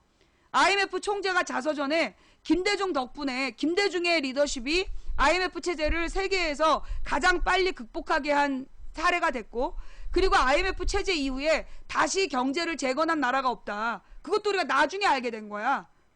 그래서 이제 김영삼의 IMF 이전으로 김대중 대통령이 만들어 놓고 그리고 물러나고 노무현 대통령이 됐잖아. 그래서 노무현 대통령이 우리나라 경제 최정점을 찍었어요. 우리나라가 세계 경제에서 가장 부유했던 시점이 노무현 대통령 때야. 서민들이 가장 부유했던 게 노무현 대통령 때고 그 당시 노무현 정부 때 우리나라를 전부 선진국이라고 불렀어. 외국에서 해외에서는 그때 노무현 정부를 완전히 선진국으로 분류했어요. 근데 이제 물론 새누리당, 그러니까 한나라당만 자기네들이 선진국이 아니라고 우긴 거였고 실제로 내가 그때 그 얘기를 아프리카 처음 방송에서 하면서 그 얘기를 했더니 막 다들 놀랬었던 이명박의 꿈이 두바이였어. 이명박의 이상향이 두바이인데 그 두바이라는 나라에서 걔네들은 입국을 할 때 라인이 두 가지로 나누어진대요. 그래서 이 사람이 어느 나라 사람이냐에 따라서 후진국 라인하고 선진국 라인을 가르는 거야. 갈라서 쓰게 한다는 거야. 그래가지고 맨 앞에 중국인이 쓰고 그 다음에 일본인이 쓰고 우리나라 사람이 섰대. 내가 아주 아는 가까운 사람이 그 두바이에서 겪은 일이야. 근데 중국인은 후진국 라인으로 가라고 그러더래. 그래서 중국인은 후진국 라인이구나. 근데 그 후진국 라인은 입국 절차가 복잡한 거야. 이 사람이 여기서 불법 체류하지 않나 뭐 이런 것들을 아주 꼼꼼히 따지는. 그래서 어디서 묵냐, 어느 호텔에서 어떤 일정이 되냐, 그 다음 마지막에 돌아갈 비행기편이 있는가 다 확인한 다음에 입국시켜주는 거고, 선진국 라인은 여권 보고 그리고 그냥 들여보내주는 거야. 근데 중국인은 후진국 라인으로 가고 일본인은 선진국 라인으로 가더래. 그러니까 이제 이 한국 사람은 당연히 자기 중국 라인으로 가는 줄 알았던 거야. 근데 두바이에서 당연히 선진국 라인이라고. 그래서 선진국 라인으로 쉽게 입국을 한 거야. 그 얘기를 굉장히 충격을 먹어갖고 항상 우리나라에서는 우리가 후진국이다 이렇게 이해하고 살았잖아. 그러니까 이 사람도 당연히 우리는 중국보다 못한 나라 이래서 후진국으로 갈 줄 알았는데 일본과 마찬가지로 선진국 라인으로 빼더라. 그게 노무현 때 우리가 겪은 일이에요. 그런데 지금은 얘기가 좀 많이 달라졌어. 지금은 얘기가 많이 달라졌어. 좌우지간 근데 노무현 정부 초기에 2004년, 그러니까 2003년, 4년, 5년까지만 하더라도 노무현 정부도 사실은 대기업 위주 정책을 폈어요. 2003년, 4년에는 분명히 노무현 대통령이 어떤 생각을 가졌냐면 대기업이 성장해야 그 파이가 커진다. 파이가 커져야 나눠 먹을 게 많아진다. 그런 얘기를 공개적으로 했어. 뭐 이 언론 인터뷰에서도 하고. 노무현 대통령 초기 기조는 신자유주의였어요. 그래서 대기업 위주, 대기업에게 지원을 해서 대기업이 매출을 높이면 그만큼 같이 이제 노동자들도 먹고 살 수 있다고 생각했던 거야. 근데 노무현 대통령이 2005년에 보니까 그때 2005년에 대기업에 10대 기업이 쌓아놓은 영업이윤이 160조야. 160조 원이 쌓여 있는데 노동자들을 김대중 정부 때부터 이제 비정규직으로 고용을 해서 7년 동안 계속 비정규직만 고용을 한 거야. 그 대기업에서. 그러니까 이 노무현이 화가 났어. 그래가지고 뭐 하는 짓거리냐. 너네 파이가 커지면 나눠 먹고 그럼 이제 분배를 해야 될 거 아니냐. 왜 창고에 쌓아두고 있는 거냐 이러면서 막 비판을 해. 그러면서 분배를 해야 된다고 얘기를 했더니 그때 이건희가 나타나가지고 분배 얘기했다고. 이게 뭐 사회주의도 아니고 뭐 정치가 후진국이고 지랄 연병. 그러면 분배를 얘기하는 OECD 다른 나라들은 전부 다 사회주의 국가고 그 저기 후진국이야? 어? 그랬었어요. 그게 2005년 6년경의 사태였어. 그리고 난 다음에 2006년 2007년에 노무현 대통령이 주장한 게 뭐였냐. 비정규직 법안을 만들어야 된다. 그래서 비정규직으로 2년을 근무시켰으면 무조건 정규직으로 전환하라고 주장했던 게 2005년 말이야. 2005년 말 2006년 초에 그 주장을 했어. 그랬더니만 이 한나라당에서 누가 지랄을 했어. 네가 지랄을 하고 있는 거지. 응. 네가 지금 지랄을 하고 있는 거지. 누가 지랄을 했어. 예. 지가 지랄하면서 우리한테 덮어씌우고 지랄이야. 근데 삼성만이 아니라 우리나라 대기업이 대부분 문제인데 왜 그러면 삼성이 그 큰 비난을 받느냐.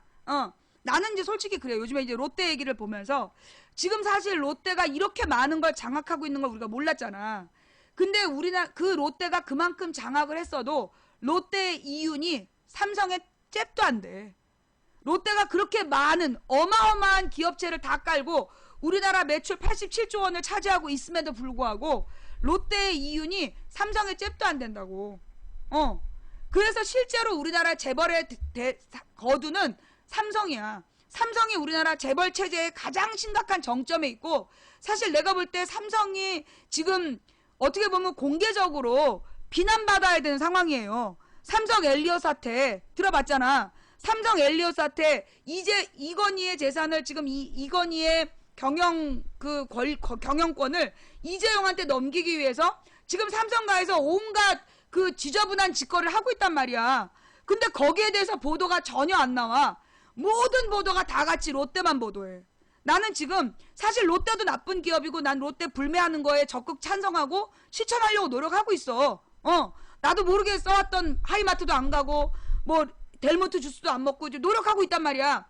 그럼에도 불구하고 나는 이 롯데에 대해서 대대적으로 보도하는 우리 언론의 모습에서 그러면 삼성 경영권은 문제 없냐고. 실제로 지금 롯데 경영권의 그 지저분한 방식이 삼성에서 똑같이 진행된 거야. 이미 2006년에 그게 들통이 나서 삼성 경영권이 더러운 방식으로 지금 계속 유지되고 있다. 그런 문제가 있었어. 그래서 그걸 지적했던 그 노회찬이 국회의원 잘리고 그런 일을 지금 겪고 있는 거야. 그 당시에 그걸 폭로할 때 판검사들, 그 삼성으로부터 장학금 받아먹었던 판검사 명단 공개했던 사람, 그 사람 지금 변호사 개업도 못해. 변호사인데 업무를 아무도 일을 안 줘. 그래서 지금 자기 부인의 빵집에서 그 셔터맨 하고 있어. 그만큼 철저히 망하게 만든 거야. 삼성의 비리를 들통을 냈다고. 그러면서 지금 롯데에 대해서는 다 비난하면서 왜 삼성은 아무 말 안 하냐고. 삼성이 더 나빠. 삼성이 더 나쁘고 더 많은 이윤을 착취하고 있고. 근데 삼성 경영권의 그 비겁한 경영권 확대를 위한 순환 출자, 뭐 이런 심각한 문제점에 대해서 왜 언론이 보도하지 않을까? 이게 삼성 장학생들을 장악한 나라라서 그래. 우리나라가 지금 삼성 장학생들이 장악하고 있는 나라라서 그래. 판검사들 중에 삼성에서 장학금 안 받아 처먹은 게 3분의 1밖에 안 된다니까. 대부분 받아 처먹고 그 판검사들 중에 상당수를 소위 그 재벌들을 비호하는 로펌에서 데려가고, 그 로펌에서 데려갔다 청와대에 필요하면 일꾼으로 빌려주고, 그리고 자빠진 거 아니야. 그리고 그들의 조상은 모두가 친일파이고. 이게 지금 우리 사회야. 그래서 내일 오후에 암살에 대해서 그 상형 불가 가처분 신청에 대해서 우리 대한민국 법원이 만약에 그 판사가 말도 안 된다. 상형금지 가처분 신청을 기각하면 그건 3분의 1 정상적 판사인 거고, 상형금지 처분을 내린다면 그거는 친일파 판사들의 영향력 하에 있는 판사라는 거지. 굉장히 심각한 상황이에요. 이게 지금 얼마나 급했으면 언론에서 암살 몇만인지, 아니 여러분, 베테랑은 매일 나오잖아. 지금 베테랑 200만 봤다 매일 나오고 있잖아. 그러니까 얘는 내가 볼 때 이제 베테랑을 띄워서 그 암살 열풍을 가라앉히려는 것 같아. 물론 베테랑이 나쁜 영화는 아니에요. 그러나 베테랑은 몇만이 봤다라고 계속 보도가 나오는데 암살 몇만 봤다는 보도는 없어. 소설 망상 쩐다. 내가 딱 맞았나봐. 예, 내가 이렇게 딱 정확한 얘기를 하면 꼭 소설 쓴다, 망상 쩐다 이러고 나와요. 예, 지금 970만이 봤대.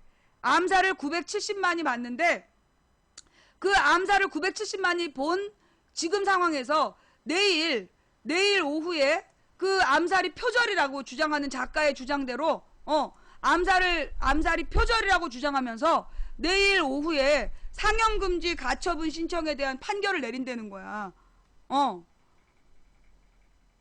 암살이 지금 나온 지 얼마나 됐더라?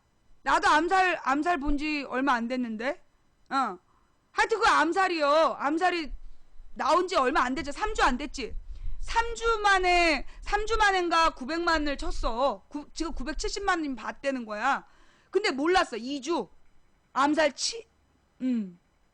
지금 암살이 2주차예요? 2주밖에 안 됐어? 그런데 900만이 본 거야?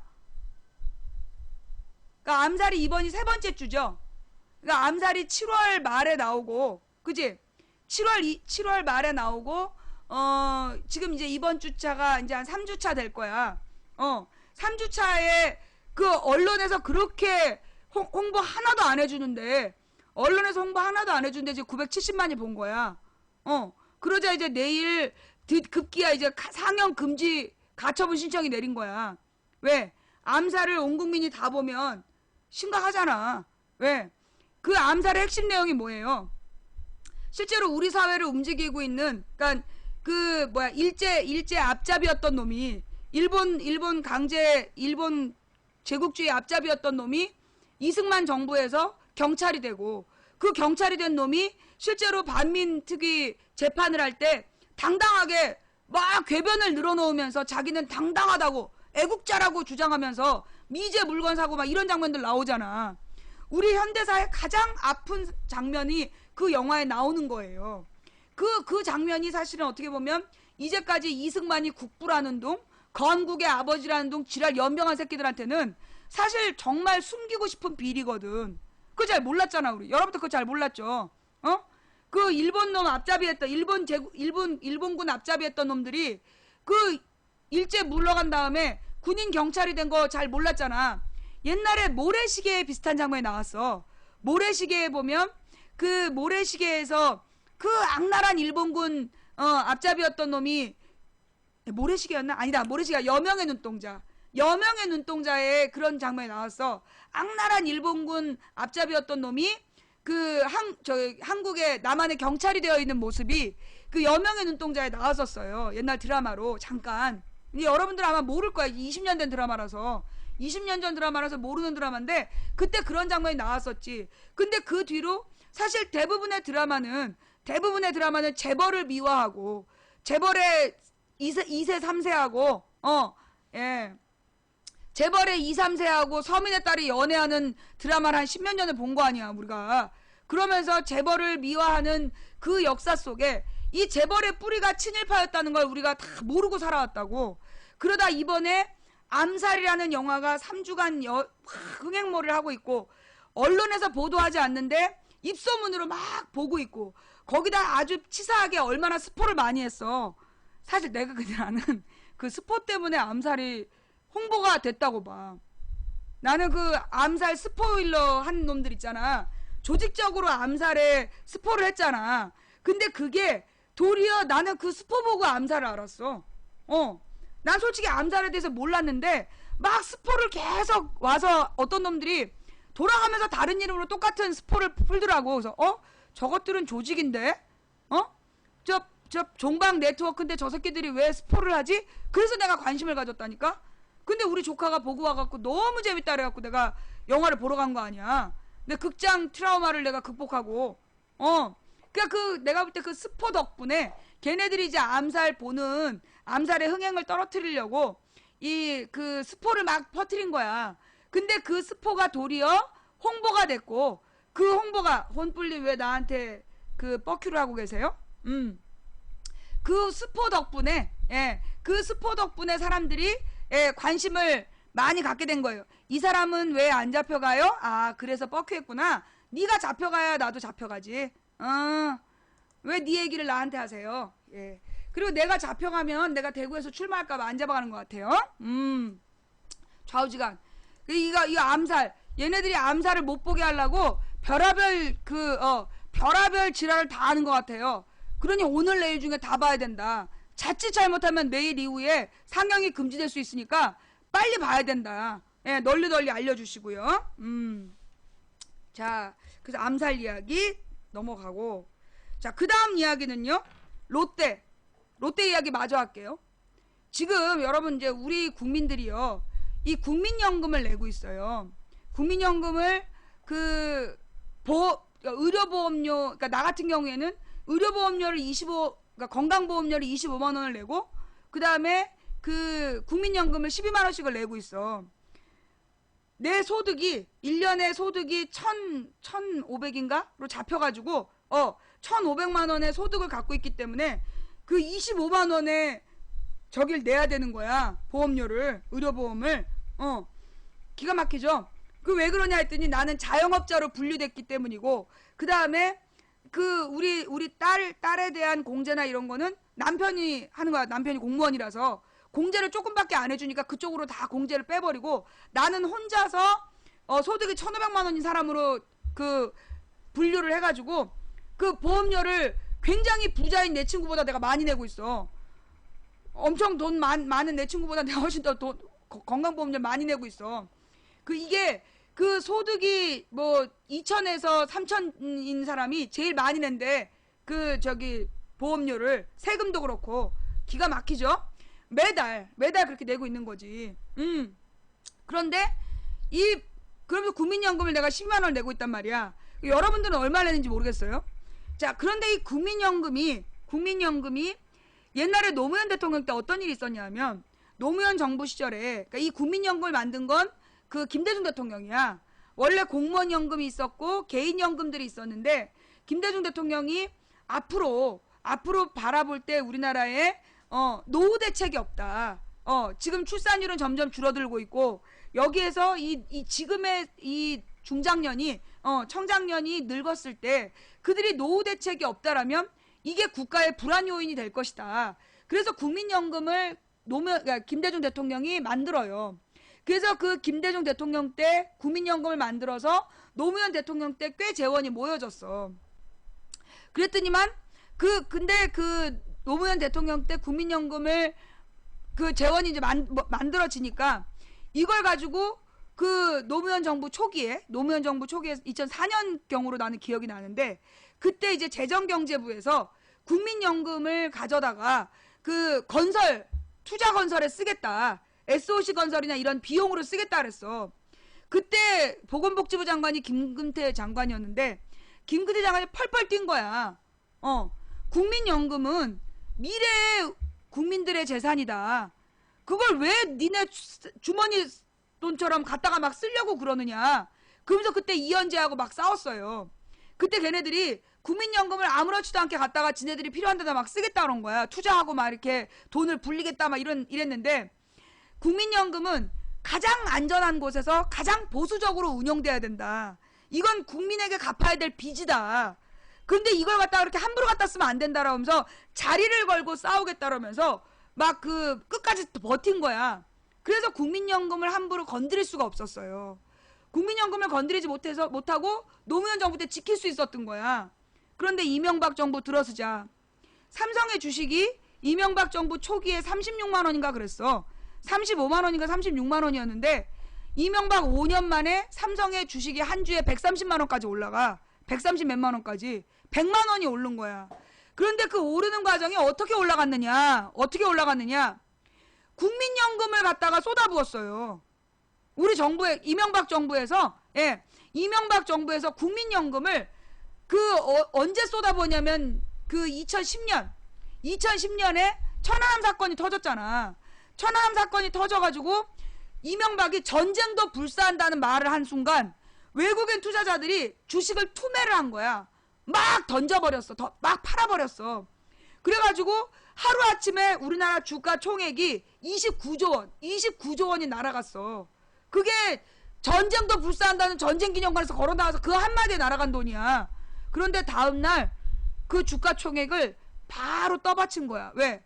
외국인 투자자들이 팔고 간 대기업 주식을 국민연금으로 다 사들였어. 그렇게 사들인 국민연금이 재벌의 주식을 사들이기 시작해갖고 우리나라 재벌들의 최대 주주 혹은 2대 주주가 다 국민연금이야. 이명박 말기에 우리나라 삼성, 현대, LG 대기업의 그 주식 제일 많이 보유한 게 국민연금이거나 두 번째로 많이 보유한 게 국민연금이야.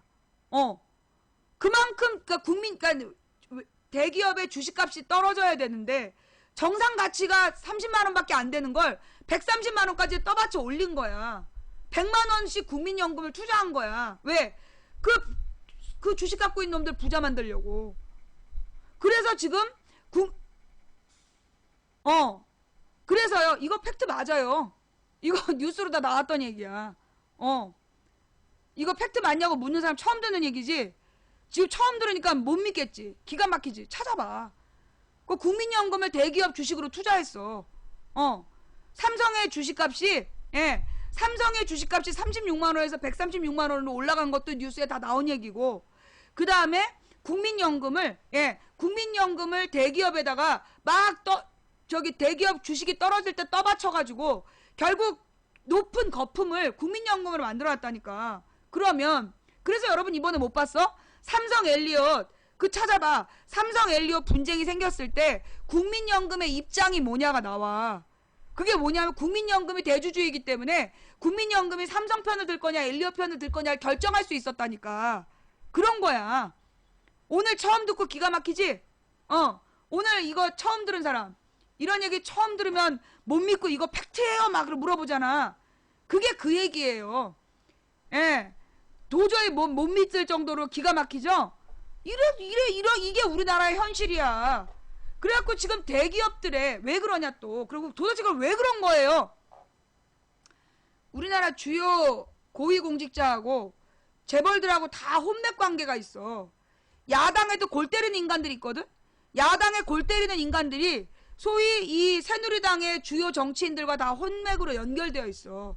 재벌과 그 새누리당의 주요 정치인들이랑 전부 다 혼맥으로 연결이 되어 있다고. 걔네 같은 가문이야. 지네들의 가문의 이익을 위해서 그렇게 하는 거야. 막지도 않아.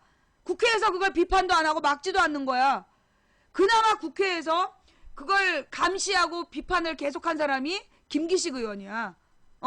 재벌을 계속 추적하고 비판했던 게 박영선 의원, 김기식 의원, 이런 사람들이 재벌 중심의 경제 구조에 대해서 지속적으로 비판을 해왔던 거예요. 그 국민연금이 삼성 합병으로 5천억 손실, 나 그거 그 뉴스 못 봤는데? 삼성 합병으로 5천억 손실을 봤어요? 내가 사실은 롯데 때문에 770억 손실 봤다는 얘기 하려고 했는데 삼성 때문에 5천억을 손해본 거야? 미치겠네. 예. 이게요, 지금 국민연금을 그렇게 대기업에다 투자를 했어. 그래서 문제는 뭐냐? 이번에 롯데에서 그 회장단이 나와가지고 한국말 못하고 버벅거리는 그런 짓거리를 해가지고 롯데 불매운동이 일어났잖아? 그래서 롯데 주식이 떨어진 거야. 롯데 주가가 떨어져가지고 국민연금이 롯데 때문에만 770억 손실을 봤어. 그런데 그 얘기는 뉴스에 나오는 걸 봤는데 삼성 5천억 손해본 건 난 못 봤어. 삼성화병으로 5천억 손실 봤어요? 이런 시벌놈들을 봤나? 어? 이거 진짜 이 시벌놈들이야 이거. 국민연금 그 삼성에다 투자한 거로 결정한 새끼들한테 5천억 물어내라 그래야 돼. 이 시벌놈들한테. 나 그거 못 봤어요. 야, 이 개놈 새끼들 진짜. 그러니까 그렇다니까. 롯데가 지금 막 모든 언론이 롯데를 두들겨 패고 있잖아. 그런데 실제로요, 롯데보다 우리 경제에 더 암적인 존재가 삼성이라니까. 삼성 때문에 하루아침에 국민연금 5천억 손실 봤어. 저거 누가 갚을 거야? 5천억 저거 누가 갚을 거야? 이 씨발놈들 진짜 삼성에서 물어내라 그래야지. 삼성만 그런 게 아니라 우리나라 지금 주요 대기업에 주식을 1위 대주주 1위나 2위가 국민연금이야. 주식값 떨어질 때 국민연금으로 꼬라박아가지고 그거 어떻게 갚아? 그러니까 국민연금을 국민들한테 갚을 수 없으니까 이 새끼들이 지금 뭐 하려고 그러냐? 국민연금을 없애려는 거야 지금. 내가 볼 때 얘네들이요, 국민연금을 틀림없이 손대려고 한다. 지난번에 공무원연금을 막 손댔잖아. 원래 이 공무원연금이나 국민연금이 공적연금이라 그래서 법을 바꾸지 않는 한 건드릴 수 없는 연금이야. 공무원연금이나 국민연금이 공적연금이라 그래서 이 공적연금은 정부가 함부로 바꿀 수 없게끔 법으로 막아놓은 거야. 왜? 국민의 재산이니까. 국민의 미래재산을 함부로 건드리지 못하도록 법으로 만들어 놓은 건데 5,908억 씨발. 그런데 그 국민연금을 손을 대려면 국민연금을 갖고 장난을 쳐야 되는데 지금 국민연금을 가지고 처음부터 얘기하면 국민적인 반발이 일어날 거 아니야. 그러니까 먼저 공무원연금을 문제를 삼은 거야. 그래서 공무원들이 지금 안정적인 직장의 철밥통인데 연금까지 다 받아먹으려고 그런다. 그러면서 공무원과 국민들을 이간질을 시켜가지고 공무원 연금 바꾸는 거에 찬성을 하게 했잖아, 국민들한테. 그런데 국민들이 모른 거야. 그게 국민연금을 손대기 위한 사전 작업이었다고.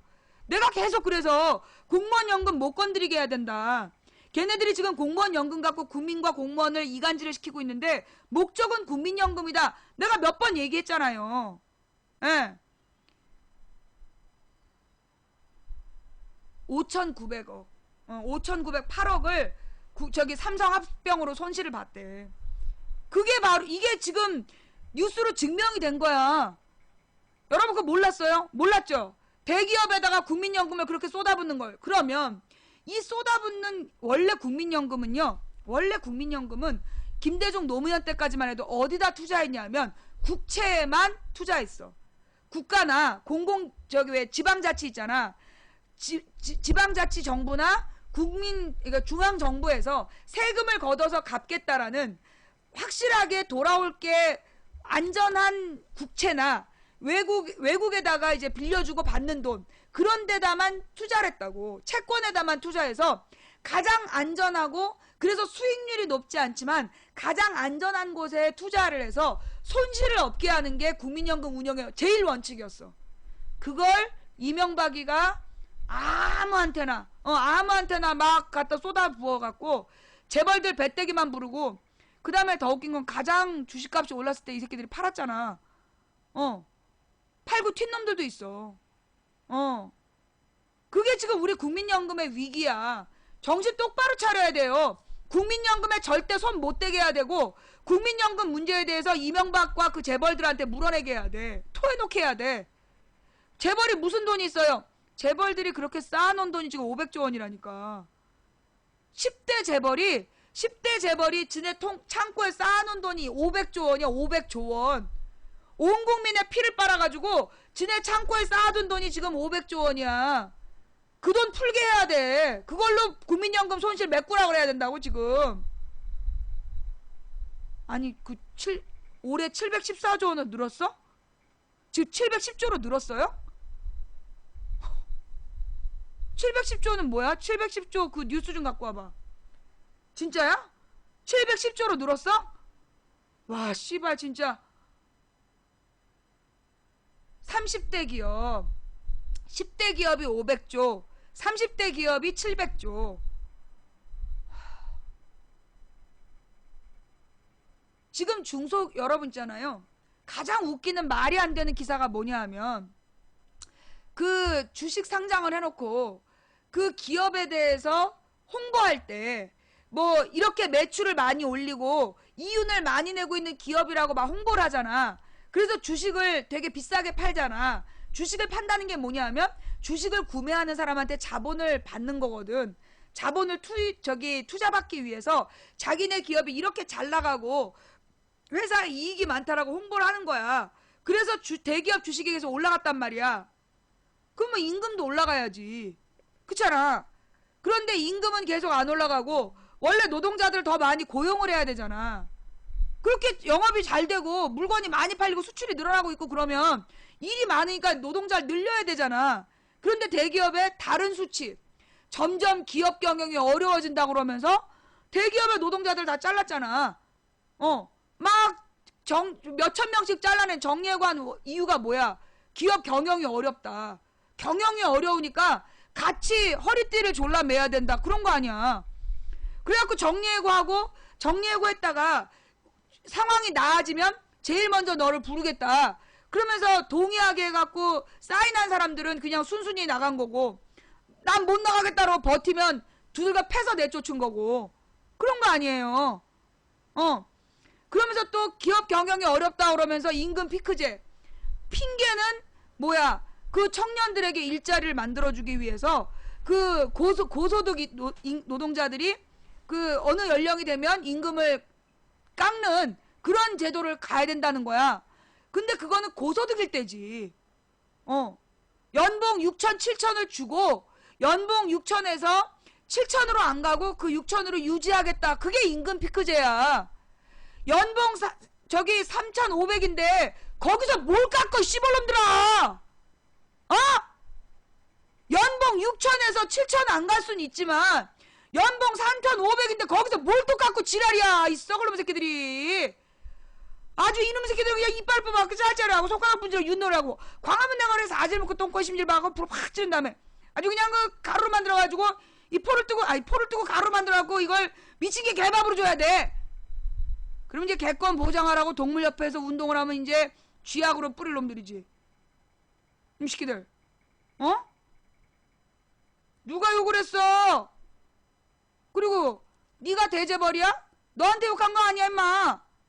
나 더 이상 이런 얘기 안 하려고 그랬는데 이게 정말로요 우리 사회가 근데 이게 점점 이게 웃기는 게 뭐냐면요 80년대에 이러면 난리 났어. 1980년대 90년대 만약에 대기업이 이렇게 나왔다 난리나. 쌍용차처럼 계속 싸워. 그런데 지금은 어때요? 젊은이들이 싸우질 않아. 젊은이들이 싸우지 않고 그냥 순종하잖아. 그 이유가 뭐야? 교육의 문제야. 우리 사회의 교육이 아이들에게 뭘 가르친 거야? 가만히 있어라.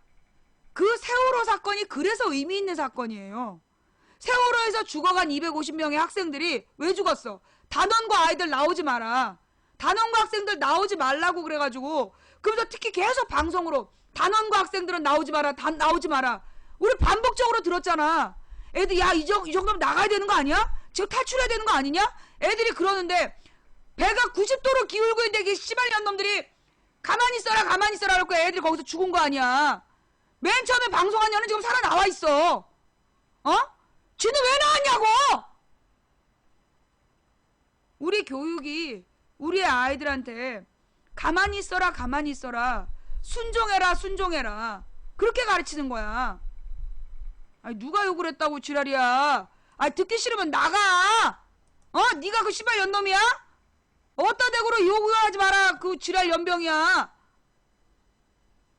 욕 듣기 싫으면 나가. 지금 우리 교육이요. 우리 교육이 이 아이들에게 좀비처럼 살라고 가르치는 거야.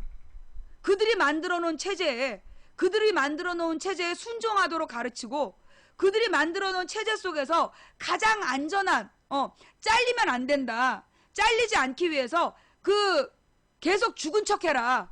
죽도록 그 시키는 일만 해야 된다. 이러면서 있는 거예요. 또 시간 가는 줄 모르고, 예, 시간 가는 줄 모르고 보는 방송 1위에 등극했습니다. 시청해주신 여러분 대단히 감사합니다. 예, 지금 시간이 가고 있어요. 여러분 그 추천들을 하고 있습니까? 네, 지금 이 시간 시청자는 2,950명을 넘어가고 있고요. 추천은 2,100. 딱 800명이 또 추천을 안 했어. 아, 나 인간들 진짜, 망치부님 너무 재밌어가지고요. 시간 가는 줄 모르고 보다 보니까 추천을 깜빡했어요. 야! 우리는 지금 온 동네 사람들이 모여서 보고 있어요. 망치 아줌마. 추천은 한 사람만 하고. 저는 지금 여자친구랑 둘이 보고 있답니다. 추천은 한 사람만 하고. 이러면 문제가 심각해요. 추천은 돈도 안 들고 공짜인데 말이야. 내가 여러분들더러 돈 주고 후원을 하라는 것도 아니고 말이에요. 예, 이 공짜 추천하고 추천하여 복받자 라고 얘기하고 있는데 이러시면 곤란하잖아요. 예, 망치부인 방송을 보면서 추천을 안 하시면 치매 걸릴 확률이 높아집니다. 예, 망치부인 방송을 보면 아이고 이 추천 이게 저주가 다 나한테 오는데 이거 내가 추천을 못 하는데. 예, 이 망치부인 방송을 보면서 추천을 안 하지. 녹색 설사로 계속 가야 돼. 차라리 내가 녹색 설사하고 말겠어. 이 여러분들이 망치부인 방송 추천 안 하고 보다 보면 말이에요. 예, 오늘 밤 갑자기 그냥 막 그 홍수가 나는 꿈을 꿀 거야. 막 허우적 막 그 끈적거리는 그 흙탕물을 누비는 꿈을 꾸다가 눈을 딱 뜨면 손에 그냥 녹색 설사가 철퍼덕 붙어 있을 거야. 추천 안 하고 보면서 저기 이 뭐야 지금 이 더운 여름에 에어컨도 못 켜고 방송하고 있는 이 망치부인, 환경을 생각해서 에어컨 못 켜는 망치부인한테 적어도 추천 한 장을 하는 그런 노력은 해야지 이 양심적 시청자지. 자, 추천 꼭 부탁드리고요. 재미없으면 나가.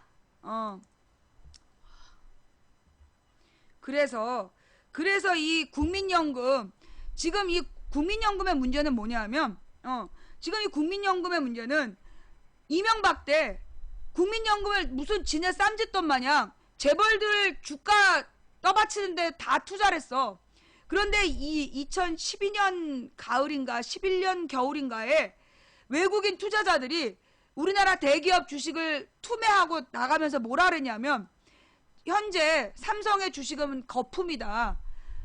기업의 기업의 운영상 적정가가 36만 원이다 이러고 나갔어.